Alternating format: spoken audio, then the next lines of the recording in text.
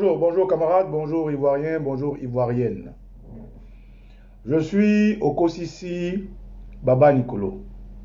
Etiokwe, Eriokwe. Adje Potolite, Tifentif. Bam. Camarades, je tiens à vous dire que nous sommes dans une phase de la lutte où le carrefour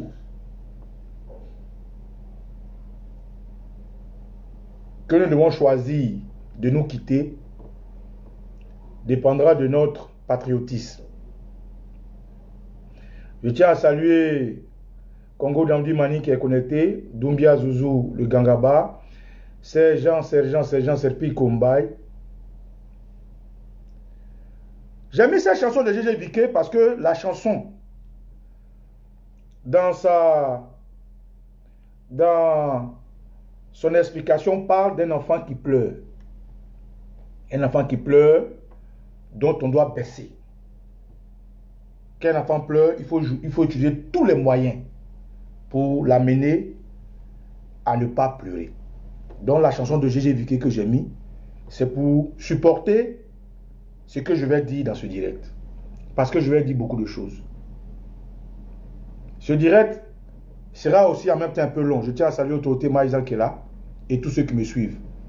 Je vais vous demander si c'est possible de partager ce direct, partagez-le.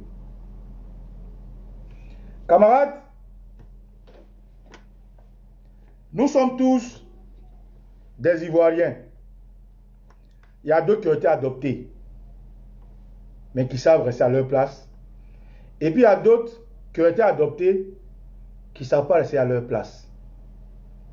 C'est contre ceux-là, aujourd'hui, nous nous battons. Il n'y a pas mille manières de le dire. Ceux qui gèrent le pays aujourd'hui, notre pays là, ils sont supportés par l'oligarchie mondiale. Pourquoi? Parce que cette oligarchie sait que, en prenant des fils de la Côte d'Ivoire à la tête de la Côte d'Ivoire aujourd'hui, ça sera difficile pour eux d'obtenir tout ce qu'ils veulent.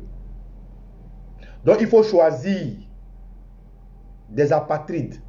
Il faut choisir des gens qui peuvent retourner chez eux si le pays brûle. Donc aujourd'hui, notre combat n'est pas un combat entre nous les Ivoiriens, mais c'est un combat de respect, de dignité et de restauration de nos institutions. Excusez-moi.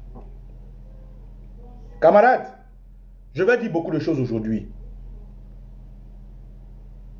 Je suis libre de le dire. Et j'ai toujours voulu être libre de le dire. Et je le dirai. Vous entendez parler d'élections législatives. Tout ce qu'ils disent. La gymnastique de mots qu'ils utilisent. Les grammaires qu'ils accumulent. Les vocabulaires qu'ils mettent en place. L'explication, même politique qu'ils veulent donner. Nous ne sommes pas plus intelligents qu'eux, c'est sûr. La plupart, c'est des doyens. C'est des professeurs. Des docteurs. C'est des hommes politiques moins. Nous ne sommes que des cyberactivistes pour certains. Moi, je suis un révolutionnaire aujourd'hui. C'est pour ça que je dis haut et fort ce que je pense. Toute la chimie qu'ils vont mettre en place pour vous dire qu'il faut aller aux élections n'est que de la démagogie. C'est de la démagogie. C'est des mots qu'ils utilisent pour abattir les partisans de leur parti politique. C'est des mots qu'ils utilisent pour eux-mêmes se donner bonne conscience face à la réalité qu'ils voient. C'est des mots, des termes, des calculs arithmétiques qu'ils utilisent juste pour se justifier. Mais en réalité, c'est de la démagogie. C'est du faux. Aller à des élections sous Ouattara, c'est légitimer Ouattara. Frère, il n'y a pas 2000 manières de le dire. Aller à quelconque élection avec Ouattara au pouvoir, c'est le légitimer. Depuis quand vous avez vu une dictature a besoin d'élections? Depuis quand vous avez vu une tyrannie s'accopiner avec des partis politiques? Depuis quand vous avez vu un coup d'État où on a besoin d'élections comme en Côte d'Ivoire? Ça n'existe pas. Donc frère, Côte d'Ivoire, je vais vous dire ce qui vous cache. Ce qui vous cache, c'est ce qu'aujourd'hui dans leur conférence de presse, ils ont dit haut et fort. Oui, dans leur conférence de presse, ils ont utilisé des mots comme des rideaux, mais en réalité, l'opposition nous a dit dans sa conférence de presse que Ouattara est président de Côte d'Ivoire. Je vais vous montrer pourquoi. Mais avant, vous devez vous poser la question de savoir, mais pourquoi l'opposition se comporte comme ça? Avant ça, il y a beaucoup d'Ivoiriens qui se posent la question de savoir, mais pourquoi l'opposition se comporte comme ça? Qu'est-ce qui n'a pas marché? Qu'est-ce qui se passe? Je vais vous dire ça aussi. Vous voyez, dans la manière de lutter contre Ouattara, je vous ai toujours dit que dans tous les pays au monde, lorsque des interlocuteurs arrivent, vous avez beau être politique ou apolitique, il y aura forcément ce qu'on appelle la diplomatie. Et la diplomatie prend contact avec des gens qui sont organisés. Et ces organisations sont les partis politiques. Donc, qu'on le veuille ou non, les partis politiques exerceront toujours. Et ils nous représenteront toujours. Que nous soyons militants d'un parti politique ou non, quand il y a une discussion, quand il y a un dialogue, il faut prendre des entités organisées. Et dans le cas des pays démocratiques, on parle des partis politiques. Il y a la société civile, il y a les religieux, il y a les chefs traditionnels, il y a tout ça. Mais si aujourd'hui, je prends le cas de la Côte d'Ivoire, s'il y a un Français qui vient représenter son pays, ceux qu'il va rencontrer sont les tenants du pouvoir ou bien ceux qui sont dans les partis politiques, qui se font appeler opposants qui jouent le rôle démocratique. Donc, que nous voulons ou que nous ne voulons pas, les partis politiques ont leur essence, ont le droit d'exister, ils vont toujours exister. Mais ce n'est pas ça le problème. Le problème, c'est est-ce que ces partis politiques sont en phase avec le peuple qui disent défendre? C'est là le problème. Et je vais vous expliquer ce qui se passe. Vous voyez, il y a des gens qui font l'amalgame entre aimer un homme politique et être partisan de son parti politique. Je prends le cas du président Gbagbo, qui est plus simple. Vous voyez, il y a des Camerounais qui aiment le président Gbagbo. Ils ne sont pas FPI. Il y a des Guinéens qui aiment le président Gbagbo. Ils ne sont pas FPI. Il y a ce que l'homme dégage comme des Ivoiriens qui aiment Thomas Sankara. Ils ne sont ni burkinabés, ils ne sont pas de son parti politique. Il y a des Ivoiriens qui ont Dieu que pour Nelson Mandela. Ils ont Dieu que pour Patrice Lumumba. Ils ne sont ni de son parti politique, ils ne sont pas congolais. Donc, il peut arriver que des Ivoiriens aiment un homme politique pour ce qui dégage en eux. Et ça, c'est le cas de beaucoup d'Ivoiriens, dont moi. La question que vous vous posez de savoir, qu'est-ce qui se passe? Qu'est-ce qui ne va pas avec l'opposition? Je vais vous dire. En réalité, il y a un problème de leadership dans l'opposition de Côte d'Ivoire. Il y a un problème de leadership. Et le parti qui crée ce problème dans le leadership, c'est le FPI de Assoua Adou, donc du président Laurent Gbagbo. Frère, dans notre envie d'être ensemble, tous contre Ouattara, le FPI ne se s'est jamais senti à l'aise dans ce Boeing. Dans notre envie de crier haut et fort, mettons-nous ensemble. Si nous ne nous mettons pas ensemble pour faire un bloc, nous n'allons pas arriver à bout de Ouattara. Le FPI ne s'est jamais senti à l'aise dans le groupe. Camarades, ce qui se passe aujourd'hui, même la proposition de législative, c'est le FPI qui l'a proposée. C'est eux qui sont leaders de la proposition de législative. Je vais vous expliquer, vous allez comprendre. Ce que je dis, c'est des faits.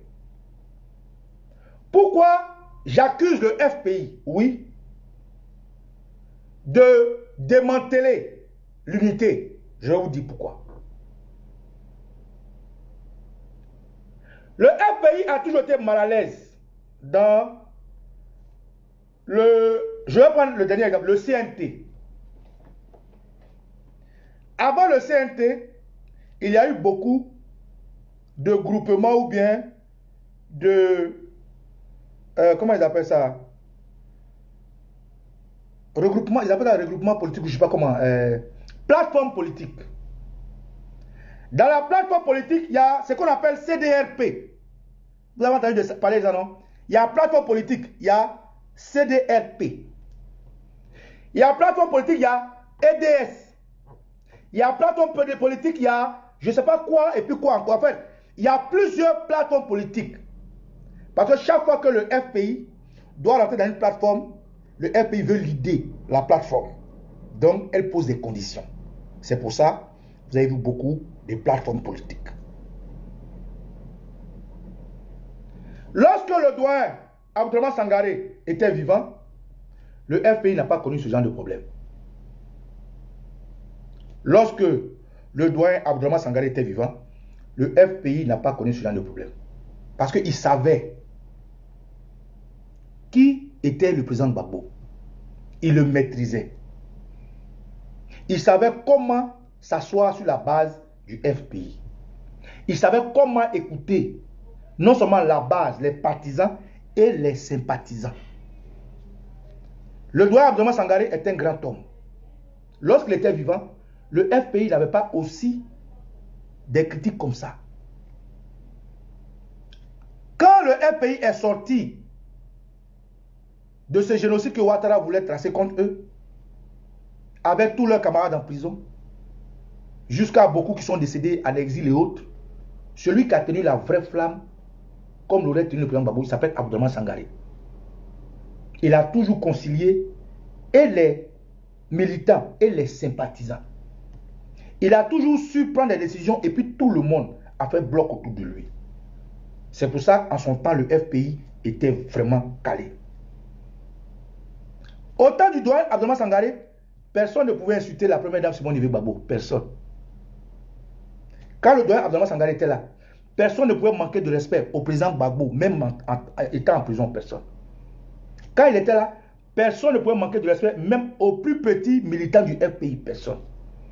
Mais il a fallu qu'il meure pour que le FPI soit en train d'être attaqué de partout. Ça veut dire que les nouveaux tenants du FPI n'ont pas la carrure que M. Abdourahmane Sangaré avait. Pourquoi je vous dis que c'est le FPI qui est à la base de cette division? Je vais vous expliquer les faits. Lorsque nous avons, par doléance, avec des vidéos, tous les Ivoiriens, de toute obédience politique, de tout niveau social, ont demandé, ont souhaité que tous les partis politiques fassent un bloc. Les partis politiques étaient dans des formations politiques que je vous ai citées tout à l'heure. EDS, CDRP, opposition significative, tout ça là. Mais chaque fois que ce n'est pas le FPI qui lead, il y a des problèmes. Allons-y maintenant dans les faits. Vous vous rappelez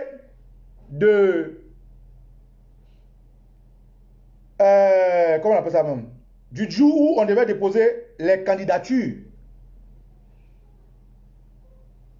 Il y avait Afi N'Guessan qui dit être reconnu par le président Ouattara, qui a déposé sa candidature au nom du FPI. Le FPI de Assoua Adou, donc du président Gbagbo, s'est barricadé derrière EDS pour déposer leur candidature. Et ils ont déposé la candidature du président Gbagbo. Donc, ils ont accepté que Afi ait les logos du FPI déposer sa candidature. Eux aussi, ils ont déposé leur candidature au nom du EDS pour le président Gbagbo. Et puis les autres qui ont déposé leur candidature, vous connaissez. Quand ils ont fini de déposer toutes ces candidatures, dans leur manière de se mettre ensemble, ils ont créé ce qu'on appelle EDS. C'était CNT. Quand ils ont créé CNT et que on s'est bousculé, élection par-ci, élection par-là, dans le CNT, il y avait deux hommes qui étaient candidats, retenus. Il y avait le président Bédié et puis Afi N'Guessan. Par stratégie politique, par solidarité patriotique, ces deux candidats-là ont refusé d'accompagner Ouattara. Je répète. Après, je saute des étapes pour ne pas que la vidéo soit longue, parce que vous savez de quoi je parle. Quand ils ont créé le CNT, c'est plus récent, c'est mieux que je parle de ça. Quand ils ont créé le CNT, il y avait deux candidats qui étaient retenus dans le CNT, le président Bédié et puis Afi N'Guessan. Et par tactique politique, par solidarité politique, Afi N'Guessan et puis le président Bédié ont refusé d'accompagner Ouattara comme l'a fait Kakabe. Donc du coup, Afi N'Guessan, comme lui et puis Bédié, ils étaient retenus, officiellement, il a été nommé porte-parole du CNT. Frère, aujourd'hui, c'est plus de secret de polichinelle. Lorsque Afi N'Guessan a été nommé porte-parole du CNT, le FPI de Assoua Adou s'est opposé. Ce n'est plus un secret, je peux vous dire. Beaucoup savent. Ils ont dit non, que ce n'est pas normal que Afi N'Guessan, avec les logos du FPI, légal ou bien quoi là, soit porte-parole. Et les autres, dont les leaders, dont Yamien Ngoura, dont l'UDPCI, dont Boni Claveri lui ont dit, il faut comprendre que si Afi est porte-parole du CNT, c'est parce qu'il a été retenu aux élections. Donc déjà dans le CNT, il y avait des palabres. Donc le FPI s'est opposé à ce que Afi soit le porte-parole du CNT. Donc déjà, dans le CNT, il y avait des palabres. Rappelez-vous bien, un jour, Afi N'Guessan a fait une sortie. Le jour où ils ont dit que le président Bédié était président du CNT. Et c'est le jour-là, il a dit que il faut être heureux, il faut être déjà content parce que Thiam vient de nous rejoindre. Pourquoi Thiam, qui est PDCI, rejoint le CNT et puis on doit l'annoncer officiellement? Ça n'a pas de sens. Et j'ai fait une vidéo pour vous dire ça. Je ne sais pas pour ceux qui se rappellent.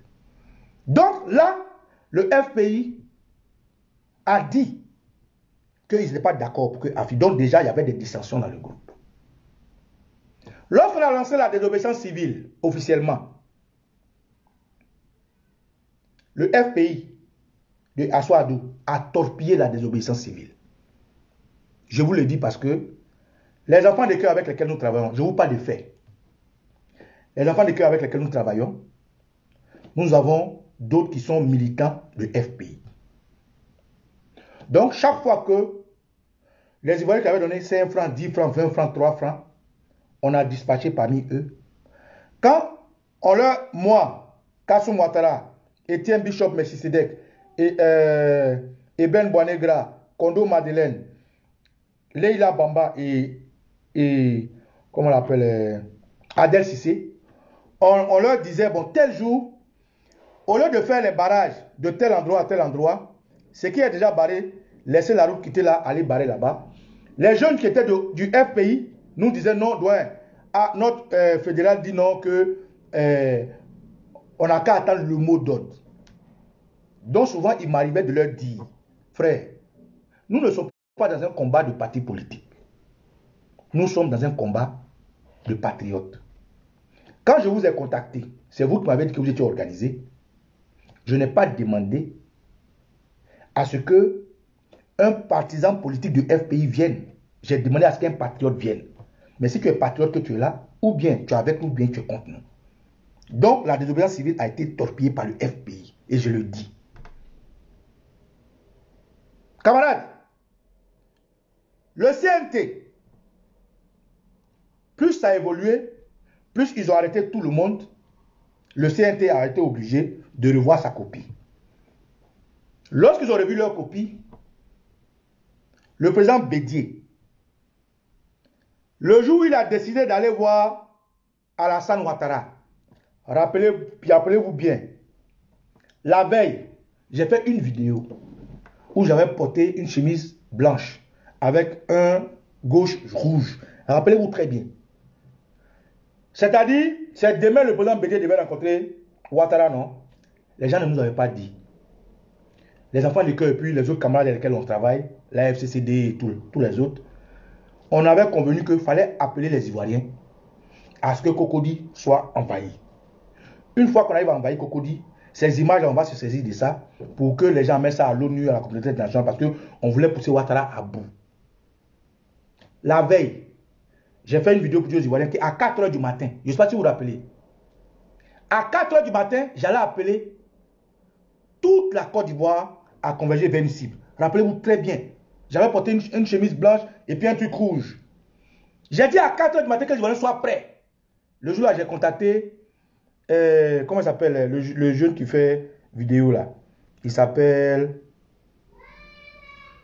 Kofi, Isaac Kofi. J'ai contacté Isaac Kofi. J'ai contacté Eben. J'ai contacté Etienne Melchisedek. J'ai contacté Soulé. Je leur dis qu'à partir de 4 h, il faut qu'ils lancent le message. Parce que on va gâter Cocody. Frère, la nuit, nos jeunes partisans de FPI, est-ce que je dois dire le nom de leur quartier? Non, je n'ai pas dit. Pour leur propre protection. Moi, envoyé des SMS pour dire le président Bédié demain va rencontrer Ouattara. C'est eux qui nous ont donné l'information. Parce que leurs leaders du FPI leur ont dit que non, ils n'ont qu'à sursoir à ça. Parce que nous, quand on finit de placer tout, eux, ils disent à leurs leaders. Donc leurs leaders leur ont dit non, on n'a qu'à sursoir à ça. Demain, le président Bédié va rencontrer Ouattara. Voilà comment est-ce que l'appel que je devais lancer le lendemain a été tué dans l'œuf. Frère, on poursuit. Quand ils ont fini et que le président Bédié a rencontré Ado, il a rencontré Ado le lendemain. Tout le monde a vu. M. Assou Adou s'est retrouvé avec Ahmed Bakayoko. Je vais vous expliquer des faits. Je vous dis pourquoi dans cette soirée législative, il y a la démagogie et il y a une lutte de tranchées partisanes. C'est ce que je viens de vous développer. C'est la lutte de tranchées partisanes que je vais vous expliquer. Quelle est la lutte? Et la lutte, c'est le FPI de Assou Adou qui est en train de se démarquer. C'est eux. Ils veulent se démarquer du groupe. Parce qu'ils veulent l'idée. Si ce n'est pas eux, là, les autres ne doivent pas exister. Et je vais vous dire. Lorsque le président Bédié allait voir Ado, il allait voir Ado en tant que qui? Parce qu'ils avaient tous créé le CNT. Mais si vous avez créé le CNT, on suppose que vous êtes ensemble.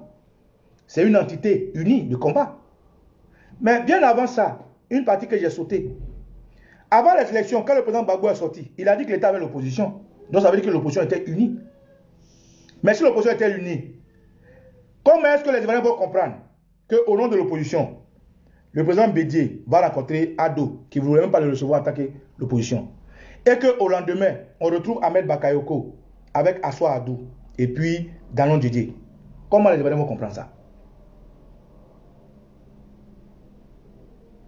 Comment les Ivoiriens vont comprendre qu'on dise on est dans un même boing, dans un bloc, et que le président Bédié va rencontrer Ado pour nos revendications, et que le lendemain, le FPI se retrouve avec Ahmed Bakayoko, comment? Ou bien vous êtes ensemble, ou bien vous n'êtes pas ensemble. Je vous parle des faits. Les autres n'osent pas le dire, mais je vais vous le dire. Je vais vous dire pour vous dire que la législative est une position du FPI. Pourquoi? Parce que le FPI veut mener maintenant son combat. Et comme ils veulent mener son combat, il faut diviser l'unité qu'on a fait. Il faut forcément l'idée. Si eux ne l'ident pas, les autres ne doivent pas exister. Donc c'est la démagogie. Tout ce qui vous explique là, les raisons qu'ils vous donnent, c'est faux. On continue. Quand le président Bédié voit Ado qui revient, on dit que le président Laurent Gbagbo a envoyé une note à Ahmed Bakayoko, ou du moins, le président Gbagbo a appelé Ahmed Bakayoko. Est-ce qu'on avait besoin d'ébruiter ça? Non. Et nous, on a fait des vidéos pour dire c'est faux. On dit le président Gbagbo a appelé Ahmed Bakayoko pour lui dire que le président Gbagbo et Ahmed Bakayoko ont causé. Mais ils ont ébruité ça. Il paraît que c'est Abiba Dambaba ou quoi, Touré, qui a sorti ça. Et puis, ça peut sur la toile. Mais comment? Des gens sont en pleine désobéissance civile. Il y a une pause qui arrive. Le président Bédié va voir Ado pour faire une prise de contact et puis, d'après eux, créer, comment on appelle ça même, baisser la tension. Il revient le lendemain, Assoa Adou se retrouve avec Ahmed Bakayoko. Bon, les Ivoiriens se battent avec vous là. Comment leur idée, c'est là comment? Comme ça ne suffisait pas, et pendant ce temps, on nous dit que le président Gbagbo a parlé avec Ahmed Bakayoko au téléphone. Est-ce qu'on avait besoin d'ébruiter ça? C'est une discussion. C'est une discussion au téléphone. C'est une discussion au téléphone. Est-ce qu'on a besoin de faire de ça un communiqué? Ils ont fait ça un communiqué, pourquoi? Parce que le FPI veut montrer au monde que c'est eux qui gèrent les choses. Mais ça, c'est pas un problème. On finit ça. Et nous rentrons maintenant dans la phase de tout faire pour reprendre la lutte. À notre grande surprise, on dit qu'il y a un dialogue. Que Ahmed Bakayoko souhaiterait dialoguer avec l'opposition. Frère, quand on dit Ahmed Bakayoko veut dialoguer avec l'opposition, ils s'asseyent sur la table. Le lendemain, on sort un communiqué. Et c'est le communiqué du FPI. Pourquoi? Ou bien vous êtes ensemble, ou bien vous n'êtes pas ensemble. Avant ce communiqué, le président Bédié fait une proposition de résolution de ce problème. Écoutez bien, c'est là que ça devient intéressant. En décembre, j'ai oublié la date, le président Bédié fait une proposition en tant que, dans ses dires, doyen d'âge, en tant que président de CNT. Il fait un communiqué au nom de tous ses frères. Écoutez très bien. J'ai intitulé ce direct-là, législative, démagogie et lutte de tranchées partisanes. Et je vous explique la lutte qu'il y a au sein de l'opposition et pourquoi ils font cette démagogie. Merci Charlie Black Legend. Le 9 décembre, le président Bédié fait un message à la nation au nom de tous ceux avec qui ils sont dans le groupe. Au nom de tous ceux pour qui lui, le président Bédié, a refusé d'aller à la présidentielle. Il a fait un communiqué en tant que doyen d'âge, ex-président de la République, camarade de lutte de tous ceux qui sont dans le CNT. Et dans le communiqué, il a fait une proposition de la nouvelle donne du combat. Une proposition qui est claire. Est-ce que j'ai besoin de vous rappeler la proposition qu'il a faite?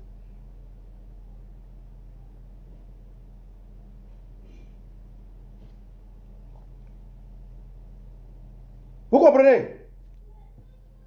Est-ce que le président Bédié, quand il vient de faire la proposition, il fait la proposition claire au nom de tous les partis politiques. Et il dit, d'abord, il met au centre de son discours, est-ce que je dois vous faire écouter ça ou pas? Est-ce que ça vaut la peine? Non, s'il fait ça, la vidéo sera longue. Vous savez de quoi je parle. Il met au milieu de son discours ceux qui ont été tués, ceux qui ont été décapités, ceux qui ont été blessés, ceux qui ont perdu des biens. Il met au milieu de son discours leur lutte et l'appel qu'ils ont fait à d'autres organisations, dont il a cité l'ONU. Il n'a même pas cité ni la France, ni la CEDEAO, ni l'Union africaine. Il a cité directement l'ONU pour dire qu'il y avait déjà un malaise. Et il dit, et il a même précisé que même dans l'ONU, là, il y a une seule personne à qui il fait confiance, celle qui s'occupe des droits de l'homme. Guterres, c'est ça non, Guterres. Frère, le président Bédié dans sa proposition continue et il dit, ils ont posé des conditions de tout dialogue. Et dans les conditions là, il faut que tous les exilés rentrent. Et quand on parle d'exilés, le grand chef de tous les exilés, c'est le président Gbagbo. Donc, dans la proposition du président Bédié, il y a tout. Tout est dedans. Il faut que les prisonniers soient libérés. Nos militants, non-militants, ceux qui ont fait la désobéissance civile. Et il poursuit dans sa position pour dire que aujourd'hui, il faut que les Ivoiriens comprennent que Ouattara n'est pas le président de la République de Côte d'Ivoire. Mais c'est pour ça d'ailleurs que les Ivoiriens sont sortis. C'est pour ça que beaucoup d'Ivoiriens ont donné leur poitrine. C'est pour ça que les Ivoiriens ont été galvanisés. Qu'est-ce qui les a galvanisés? C'est le fait de voir qu'aujourd'hui, pour une fois, depuis la Côte d'Ivoire existe, tous les partis politiques sont ensemble. Pour une fois. FPI marche à côté de PDCI, PDCI marche à côté de Leader marche à côté de EDS et pardon, tous les partis que vous connaissez. Depuis la Côte d'Ivoire existe, c'est la première fois. Et le président Bédié qui dit, compte tenu des élections et ce qui s'est passé, Ouattara n'est pas le président de Côte d'Ivoire. Il continue sa proposition pour lutter, pour dire, il faut que les Ivoiriens s'apprêtent. Parce que à une date ultérieure, il va les appeler à une marche. Les Ivoiriens dans la Côte d'Ivoire, dans les hameaux, dans les campements, et les Ivoiriens hors de la Côte d'Ivoire, qui se tiennent prêts pour faire une marche généralisée, pour demander un dialogue national. Et à cette marche, il souhaiterait, et il fait une doléance aux forces de l'ordre d'accompagner cette marche. Le président Bédié a fait cette proposition claire. Je vais vous expliquer ça, parce qu'aujourd'hui, dès que vous voyez un partisan d'un parti politique, surtout du FPI, dès que tu lui dis les législatives, c'est du pipeau, il te dit, qu'est-ce que tu proposes?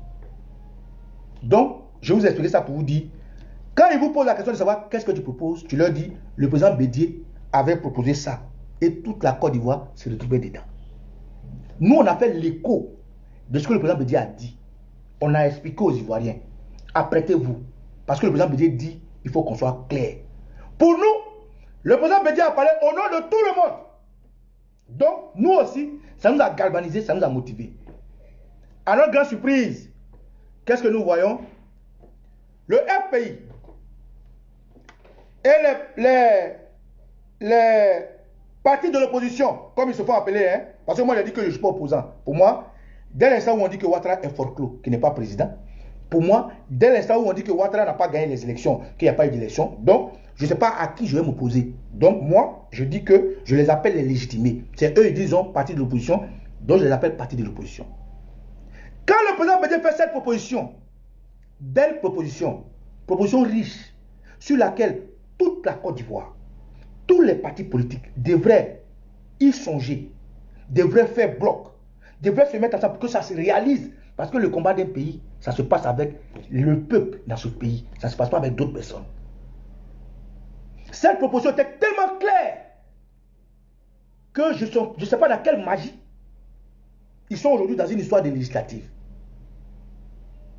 Donc, on continue. Quand cette promotion passe, des jours après, Ahmed Bakayoko les convoque. Il faut dire qu'Ahmed Bakayoko est l'ex-premier ministre du régime Ouattari. Ils vont le rencontrer. Ils sortent, on nous sort 2 communiqués. Un communiqué encore du FPI et un communiqué des partis de la plateforme de l'opposition. Donc on dit, mais vous n'êtes plus ensemble. Pourquoi est-ce que dans toute cette étape, le FPI se démarque? C'est pour ça que je vous ai dit que c'est le FPI qui s'est démarqué du groupe et qui est en train de créer cette histoire où les partis politiques et nous ne sommes plus d'accord. Je le dis avec des faits. Et les faits, c'est ce que je relate. C'est le FPI qui s'est démarqué après la rencontre du président Bédié et de Ouattara au nom de l'opposition pour aller rencontrer Ahmed Bakayoko. C'est le FPI qui, après avoir rencontré Ahmed Bakayoko, a sorti un communiqué au détriment des autres. C'est le FPI. Ça fait au moins deux faits qui font que c'est le FPI qui s'est démarqué. Ou bien on se bat ensemble, ou bien on se bat en rang dispersé et les Ivoiriens savent à quel sens c'est voué. Nous, c'est à cause de leur union que ça nous a motivés, ça nous a galvanisés. Donc si aujourd'hui, le FPI se démarque du groupe, le FPI laisse la porte ouverte à n'importe quel parti dans l'opposition de faire ce qu'il veut. Après cette proposition, Assoadou, après le communiqué, dit haut et fort. Il dit haut et fort à un journaliste qu'ils iront aux législatives. Il a été le premier à le dire. Et dans la réponse qu'il donne au journaliste, il lui dit qu'on va en parler à nos partenaires de l'opposition. Donc, ce projet de législative est un projet du FPI. Est-ce que j'ai besoin de vous faire écouter ça? Sinon, j'ai ça ici, hein? Voilà. Mais bon, vous savez, vous connaissez déjà. C'est ce qu'Assoadou. Assoadou dit, le premier. Attendez.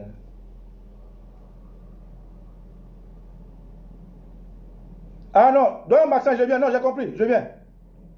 Assoadou a été le premier à le dire haut et fort après leur communiqué. Où il y a eu 2 têtes, c'est-à-dire toute l'opposition va rencontrer Ahmed Bakayoko. Ils sortent de là. C'est le FPI qui sort un communiqué à gauche. Et puis les autres partis sortent un communiqué à droite. C'est pas bon. Ils sont ensemble ou ils ne sont plus ensemble. Donc, dès l'instant où le FPI se démarque, c'est eux-là qui quittent le groupe. Ensuite, lorsqu'il dit sur RFI que nous allons partir aux législatives, il choque les Ivoiriens. Il nous choque. Le journaliste lui pose une question de savoir, mais si ce que vous demandez n'est pas réuni, est-ce que vous irez? Assoadou nous dit oui, nous irons. Il l'a choqué. En tout cas, moi, j'étais choqué. C'est là la proposition des législatives. C'est Assoadou qui l'a dit. Frère, je vous dis que la législative, c'est de la démagogie et une lutte de tranchées partisane. Je suis en train de développer. D'abord, le FPI a divisé l'unité parce qu'ils étaient mal à l'aise dans le groupe. Ils étaient mal à l'aise d'abord par la présence de Soro. Oui. Ils étaient mal à l'aise d'être dans un même groupe que Soro Guillaume. Ils étaient mal à l'aise dans la présence de Afi N'Guessan. Voilà les 2 personnes qui faisaient que le FPI était mal à l'aise. Donc le FPI voulait s'affirmer en aparté. C'est des faits. Je répète, le FPI était mal à l'aise dans le groupe par la présence de Soro et par la présence d'Afi N'Guessan. Voilà les 2 personnes qui ont mis le FPI mal à l'aise. Le FPI n'a jamais été mal à l'aise avec le PDCI. Parce que le président Gbagbo a rencontré le président Bédié. Ils ont eu des séquences de travail. Donc le FPI n'a jamais été mal à l'aise avec le PDCI, mais le FPI était toujours mal à l'aise avec Afi N'Guessan et Soro Guillaume. Donc voilà pourquoi le FPI de tout temps a voulu se démarquer. Et en se démarquant, ils ont laissé fragiliser l'unité. Et le CNT a été transplanté, changé en l'appel à l'ONU. Mais ça ne finit pas. Ce qui est grave, c'est que la proposition du président Bédié est une proposition de combat. Le FPI surplante ça. Et eux, ils proposent d'aller aux législatives. Et Assoadou le dit haut et fort. Il a dit aux journalistes, nous allons en parler à nos partenaires. Allez réécouter Assoadou. Il a dit, nous allons en parler. Bon, je vais faire simple. Excusez-moi. Hein. Je ne veux pas que cette vidéo soit longue, mais je suis obligé de vous faire écouter. Désolé, je suis obligé de vous faire écouter. Parce que c'est une thèse que je soutiens. Il faut que...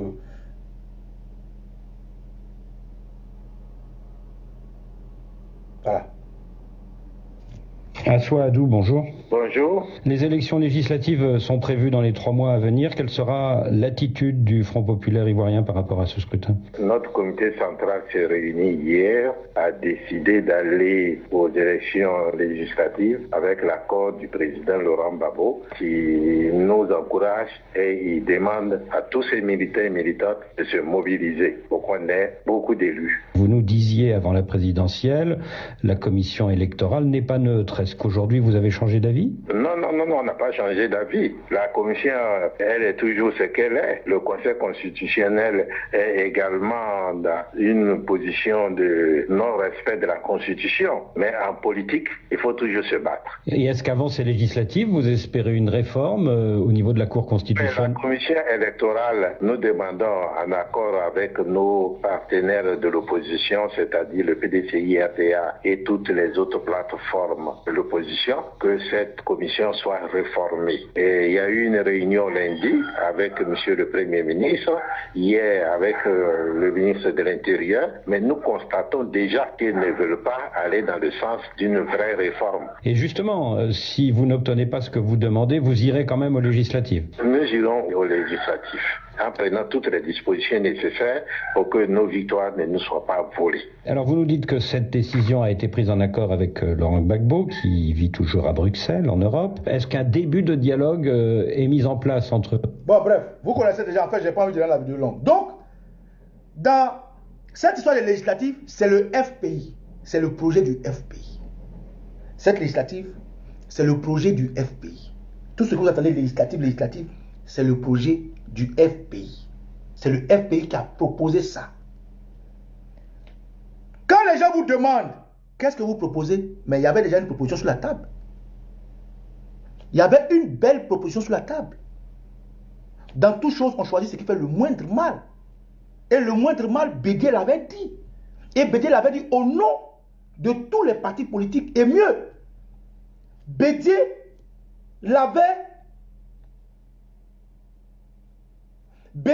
avait inclus dans ce dialogue les 100 voix. Dans la proposition du président Bédié, tout le monde était dedans. C'est comme un forum. Tout le monde était dedans. Mais le FPI a fait fi de ça pour aller proposer la législative. C'est eux qui ont proposé. Tout ce que vous voyez là, c'est de la démagogie.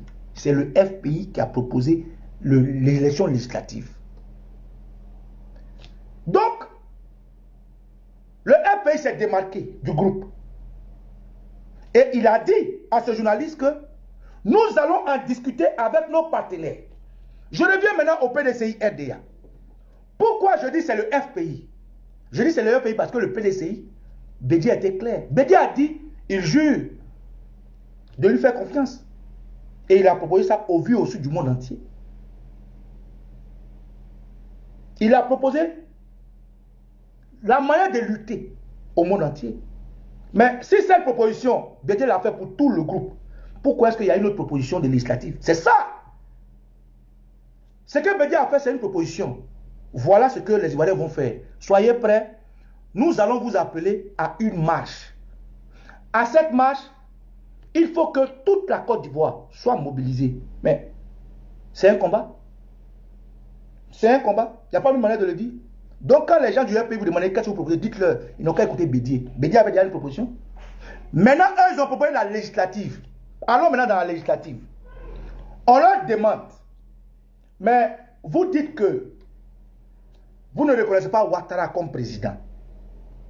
Vous dites qu'il n'y a pas eu d'élection. Vous dites qu'il n'y a pas eu du 31 octobre. Ouattara n'est pas président. Mais dans quelle alchimie, dans quelle explication, nous on doit relayer l'info aux gens? Ils nous disent, écoutez, j'ai discuté avec beaucoup, que le congrès de Mossou dit, je vous ai dit que le projet législatif, c'est le projet du FPI. Le congrès de Mossou dit qu'ils partiront à toutes les élections. Ils m'ont expliqué beaucoup de choses. Le congrès de Mossou, Ouattara n'est pas majoritaire, on va le gagner dans l'année. Je leur dis, est-ce que aujourd'hui là, il n'y a pas de députés en prison? Vous voulez être député, d'accord, mais est-ce que Ouattara ne veut pas de députés en prison malgré leur immunité? Donc, sur quoi vous comptez? 2. Est-ce que dans un pays qui a choisi la démocratie et non un régime parlementaire, est-ce qu'on peut faire des élections législatives sans faire des élections présidentielles? Ils disent si, ils disent non, mais les élections législatives, c'est différent des élections présidentielles. Je leur dis, mais pourquoi? C'est vrai, la gestion des pouvoirs à ce moment, c'est différent, ça c'est vrai. Le pouvoir exécutif a sa manière de gérer les affaires. Le pouvoir législatif a sa manière de gérer les affaires. Et ainsi de suite. Mais dites-moi, est-ce que dans un pays démocratique, on peut faire des élections législatives seulement pour gérer le pays? Non.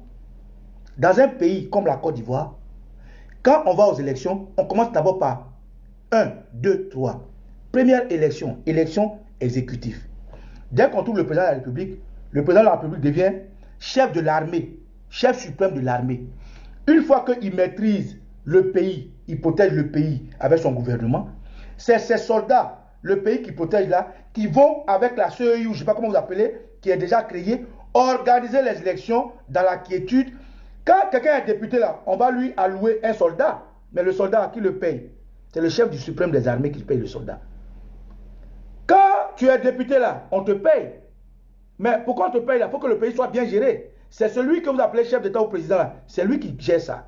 Quand il y a des lois qui arrivent, les lois ne quittent pas. Si les femmes gourou veulent faire passer une loi, la loi ne va pas quitter au marché directement pour venir sur la place. Il faut que celui qui est à l'État regarde. Donc c'est Ouattara qui va regarder. Donc, tous ces contextes-là, vous ne pouvez pas me dire au nom de Mossou, vous allez faire fi de tout ça et puis faire la démagogie aux Ivoiriens. Alors, camarades, tout ce qui vous a expliqué, c'est faux. Et mieux, je vais vous expliquer comment ça se passe. Regardez. Aujourd'hui, ce projet de législatif est un projet de FPI. Donc, le projet du président Bédié, que nous tous nous avons relayé, qui est de faire une marche, a été tué dans l'œuf. C'était tué dans l'œuf parce que le FPI a pu dire à leurs partenaires qu'il faut qu'ils aillent au législatif. Or, aller au législatif, c'est choisir ce qui fait le plus mal. Au législatif, à un moment donné, ils auront forcément du peuple. Forcément, ils auront besoin du peuple. 1. Ils auront besoin du peuple pour voter. 2. Ils auront besoin du peuple pour s'opposer quand on va voler leur victoire. Et 3. C'est ce même peuple-là dont Bédié parle qui pouvait se mettre ensemble, s'unir pour marcher, pour faire bâtir Ouattara une bonne fois pour toutes. Dans la proposition, il y a eu 2 propositions. La proposition de Bédié qui demande un dialogue national et à la proposition du FPI qui est la législative. Et c'est ce qu'aujourd'hui ils sortent pour négocier. Regardez, je vais vous montrer ça. Mais en politique.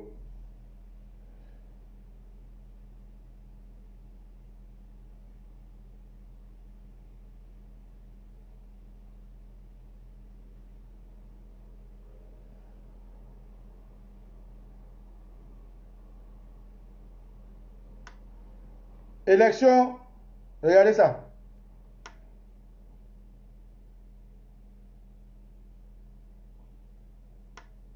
Élection législative. Allez sur Libération. Tapez élection législative 2011. Écoutez-moi très bien. Pourquoi je vous parle de démagogie? Je vous dis que toutes les formules qu'ils vont utiliser, c'est faux, ça ne tient pas. On ne peut pas aller aux élections législatives et dire qu'on ne reconnaît pas le président. Si on va aux élections législatives, c'est qu'on reconnaît le président. Et puis, ils vont légitimer Ouattara. Tout ce qu'ils vont dire à côté, c'est faux. C'est faux. Ils peuvent expliquer des exemples à dormir debout, celui-là a fait ça. Écoutez, élection législative.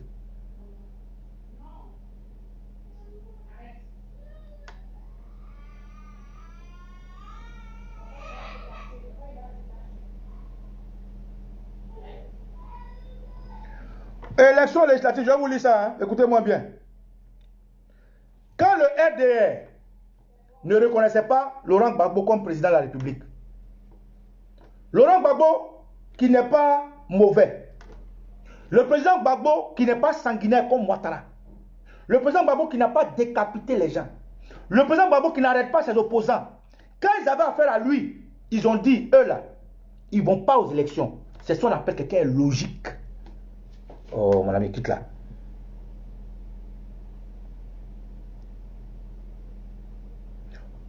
L'opposant se voit reprocher la nationalité douteuse. Il menace de boycotter. Abidjan. L'ancien premier ministre. Oh, c'est quoi ça? Écoutez-moi, hein. C'est sur Libération. Allez chercher.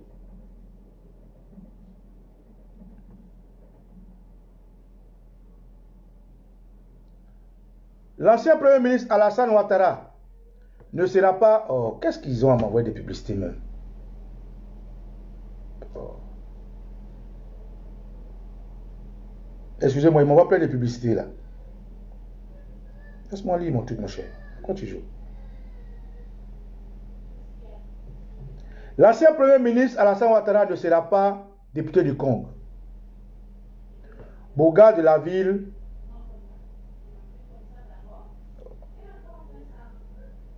Boga de la ville du nord de la Côte d'Ivoire, comme son frère avant lui. Ainsi, a décidé vendredi la Cour suprême, présidée par un ancien conseiller juridique. Le général Gueye, les chefs de la junte balayée fin octobre, exclut à la course présidentielle cette prévalue d'une autre nationalité. L'ex-directeur adjoint du FMI est cette fois recalé pour n'avoir pas pu prouver sa nationalité ivoirienne. Son certificat de nationalité a été déclaré sans aucune valeur juridique par cour. La commission électorale, structure indépendante chargée du scrutin, a pourtant accepté la semaine dernière le dossier du candidat Ouattara pour les législatives du 10 septembre. L'aide s'éloigne. Nous considérons que cette décision illégale prise par les bases politiciennes a aussitôt réagi. Henriette Diabaté, numéro 2 du RDR. Alors qu'Alassane Ouattara séjourne actuellement en France, cette décision compromet gravement la politique de réconciliation nationale, a-t-elle ajouté. Après plusieurs heures de discussion, la direction du parti a contre-attaqué. Le RDR boycottera les législatives. Frère, en 2000, quand le RDR dit que comme ils ont empêché Ouattara d'être candidat, eux ils ne vont pas aux législatives, ils ne sont pas allés. Parce qu'ils disent qu'ils ne reconnaissent pas Gbagbo. Il y a eu 5 RDR, 5 qui sont partis quand même. C'est ça, on dit quelqu'un est logique. Aux élections municipales, en mars 2001, quand les élections devaient se passer, le président Gbagbo a reçu le RDR pour qu'ils travaillent ensemble, pour qu'ils dialoguent. C'est parce que ce qu'ils ont posé comme condition là, le président Gbagbo a laissé ouverture et puis le RDR est venu participer. Eux, pourquoi c'est la démagogie? Parce que tout ce qu'ils ont demandé n'a pas encore été accepté. Donc pourquoi ils vont aux élections? Allez-y, tapez, frère, si je finis mon direct, tapez élection législative sur votre Google. Après, tapez élection municipale sur votre Google. Vous allez voir. C'est des faits. Le RDR n'est pas allé aux élections. C'est seulement 5 d'entre eux. Attends, je vais vous montrer. Je vais vous montrer. Attends, vous savez même.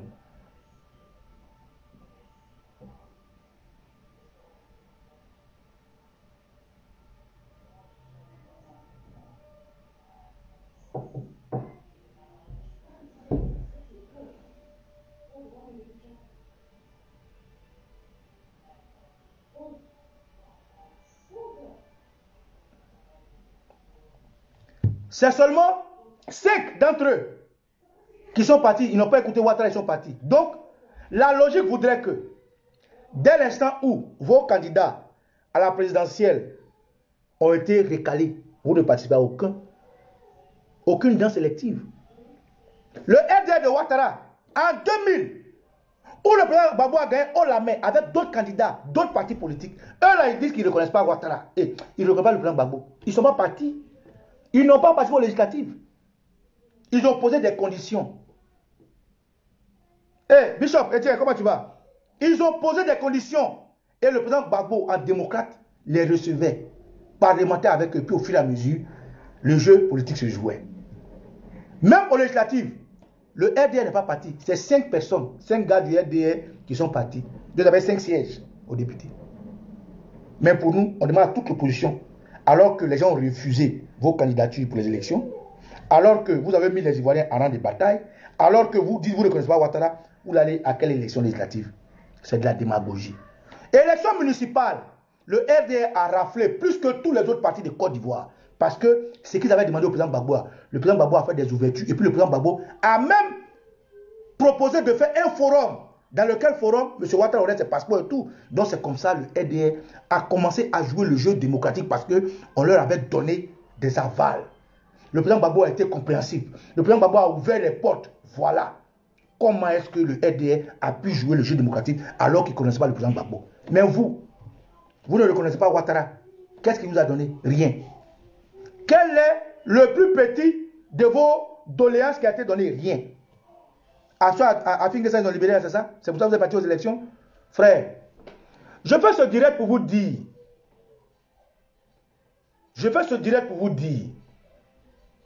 Que cette législative-là, c'est de la démagogie. C'est une lutte de tranchées partisanes. Ils n'ont pas mis le peuple au centre. Parce que même ils savent bien, ils ne peuvent pas expliquer au peuple.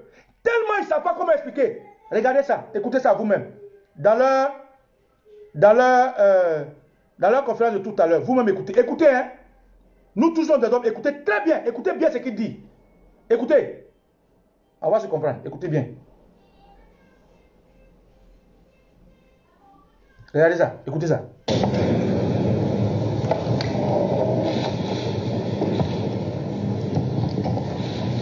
Écoutez, hein, s'il vous plaît. Écoutez très bien. Écoutez très bien. Écoutez bien le raisonnement d'un tonton. Écoutez bien le raisonnement d'un président de parti politique. C'est-à-dire, je vous ai dit, ils ne font pas de fanfare d'explication parce qu'ils vont dire quoi? Ils vont expliquer ça comment? Que non, Ouattara est encore là. Ouattara n'est pas président. Mais on va le législatif. Ils vont expliquer ça comment?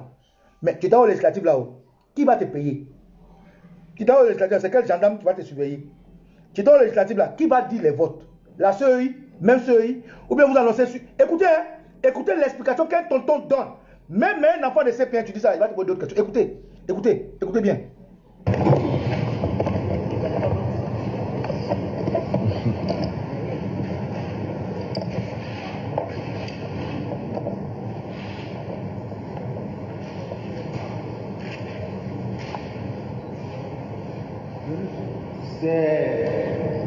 Sur la première question, je voudrais compléter la réponse du professeur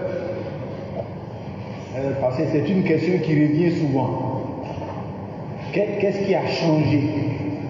Vous n'avez pas voulu aller à l'élection présidentielle. Qu'est-ce qui a changé pour que vous acceptiez maintenant d'aller aux élections législatives? Notre réponse, c'est que rien n'a changé. Et nous aussi, nous n'avons pas changé. Ça veut dire que nous ne reconnaissons pas, nous continuons de ne pas reconnaître l'élection présidentielle qui s'est déroulée et ses résultats. Cependant, il s'agit de deux pouvoirs bien différents, séparés et indépendants au terme de notre Constitution.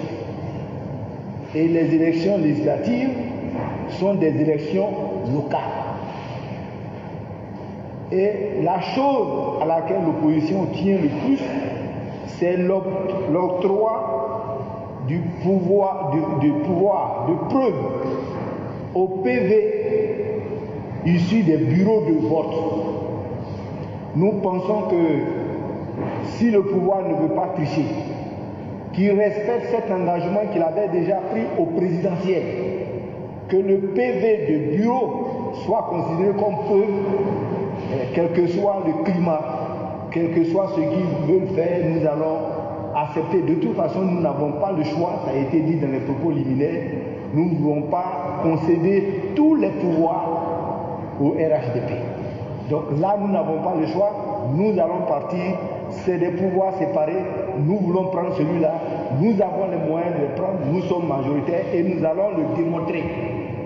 Parce qu'il faut vous dire que nous allons aussi pour démontrer que le pouvoir en place par la force est un pouvoir réellement minoritaire. Nous avons ce devoir-là de prouver ça d'abord au plan national.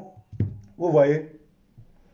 En fait, ça me fait mal que des tontons soient en train d'aller dans des spectacles de l'inexplicable. Lui-même, il a des problèmes pour expliquer. Rien n'a changé. Rien n'a changé. Nous aussi, on n'a pas changé. Nous allons partir montrer à ce bois. Enfin, la position de force, c'est venu quand? Vous avez une armée maintenant? Est-ce que l'opposition a une armée maintenant? Est-ce que l'opposition aussi a des microbes maintenant? Est-ce que l'opposition aussi a des miliciens maintenant? Peut-être que c'est ce que vous avez pu, vous ne nous dites pas. C'est-à-dire même les tontons là, ils ont des problèmes pour expliquer. Nous allons gagner. Nous allons partir, nous allons gagner. Nous allons montrer qu'on est majoritaire. Frère, mais si vous étiez majoritaire là, pourquoi vous n'avez pas été majoritaire et puis laissé Bédié et puis Afinguessan aller être candidat à la présidentielle? Pourquoi? Si vous dites que vous êtes majoritaire là, pourquoi vous n'avez pas tous fait un bloc derrière Afi et puis Bédié pour aller au présidentiel? Pourquoi? Merci Maman Béa Koukion. Pourquoi vous dites que vous êtes majoritaire? Vous dites que le RDR ne pèse plus rien. Vous dites que vous allez gagner. Vous dites que rien n'a changé. Vous aussi, vous n'avez pas changé. Mais pourquoi? Quand vous êtes mis de côté dans le CNT, là, pourquoi vous n'avez pas, vous tous, avec votre force, là, avec vos militants et les sympathisants, pourquoi vous n'avez pas tous fait bloc derrière Afi N'Guessan et puis Bédié à la présidentielle? Frère, je vais m'arrêter là. Moi, je dis, je gagne tous mes combats. Quand j'ai pris ma caméra pour le premier jour, c'était pour que Ouattara dégage. Tant que Ouattara est à la tête de la Côte d'Ivoire, je vais mener tous mes combats jusqu'à ce que Ouattara parte. Ou bien je vais mourir les armes à la main. Dans ce combat-là, il faut que les Ivoiriens comprennent. Il faut qu'il y ait une logique. S'il n'y a pas de logique, on ne va pas y arriver. Nous avons eu deux propositions après la pause. Le président Bédié a proposé qu'il y ait un dialogue national inclusif avec des conditions claires. Au moment où les Ivoiriens sont concentrés à s'organiser, à attendre que le président Bédié nous appelle pour sortir, parce que dans tous les deux cas, ils vont appeler le peuple. Dans le cas des élections législatives, quand les gens vont les bloquer, ils vont appeler le peuple à aller chercher leur victoire. Dans le cas du président Bédié qui est de marcher pour demander un dialogue national, ils vont appeler le peuple. Le moindre mal, c'est qu'ils aident et que les partis politiques devaient faire bloc derrière la proposition du président Bédié pour qu'on puisse permettre à tous ceux qui sont dehors de rentrer. Pour que ce soit sûr que ceux qui sont morts ne sont pas morts pour rien, puisqu'ils ne sont pas morts pour des élections législatives. Ils sont morts pour le départ de Ouattara. Ils sont morts pour que la Constitution soit respectée. Est-ce que Ouattara est parti? Est-ce que la Constitution est respectée? Mais au lieu de ça, les gens font la démagogie sur des élections législatives. Frère, je voulais expliquer ça pour que les gens comprennent. Aujourd'hui, l'opposition est sortie pour confirmer ce qu'il disait tout bas. Le projet de législative est un projet de FPI. Le FPI s'est démarqué du groupe parce que le FPI n'est pas à l'aise avec Soro Guillaume. Le FPI n'est pas à l'aise avec Afi N'Guessan. C'est ça qui est la vérité. Donc, est-ce que les opposants sont unis? Ils ne sont pas unis. Le FPI veut lider l'opposition. Et l'opposition, aujourd'hui, est en train de voir dans quelle mesure ils peuvent abrutir les Ivoiriens. En tout cas, moi, me concernant, je vais mener ce combat jusqu'au bout. Tout ce qui est faux, je vais le dénoncer. Tout ce qui n'est pas bon, je vais le dénoncer. Jusqu'à ce que Ouattara parte, moi, on va Nicolas, je mettais. Pour le moment, là, tout ce qui est faux, je vais le dire. Donc, le comportement du FPI est faux. Le comportement du FPI est faux. On ne peut pas être dans un groupe et puis se démarquer pour vouloir faire une proposition qui fait du mal.